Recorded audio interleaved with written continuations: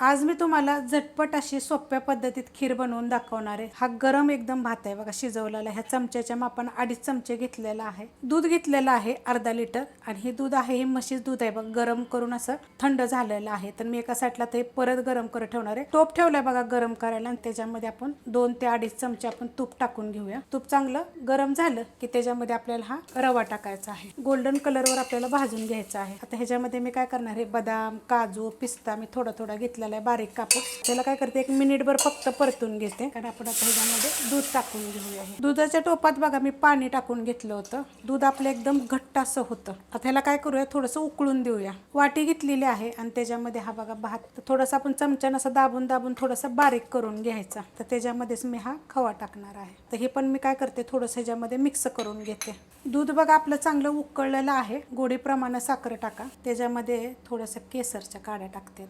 Gas आता मी थोडा वाढवते कारण आपण बारीक गॅसवर ह्याला ठेवलं होतं। आता ह्याच्यामध्ये हा भात आणि आपण जे खवा घेतला होता ना हा टाकून घ्यायचा। आता हे गॅस मिडियम केलेला आहे आणि ह्याला आपण चांगलं हलवून घेऊया। भात आणि आपण खवा टाकल्यानंतर बघा 5 मिनिटं मी ठेवलं होतं, चांगलं उकळलेलं आहे बघा। आता ह्याच्यात काय करणार आहे माहिती आहे का, वेलची, जायफळपूड छोटा 1 चमचा मी साखर घालून कुटून घेतलं होतं आणि ह्याला आता 2 ते 3 मिनिटं काय करणार आहे, बारीक गॅसवर आपण उकळून देणार आहे। बारीक गॅसवर बघा 5 ते 7 मिनिट ठेवलं होतं। चांगली अशी आपली खीर झालेली आहे बघा।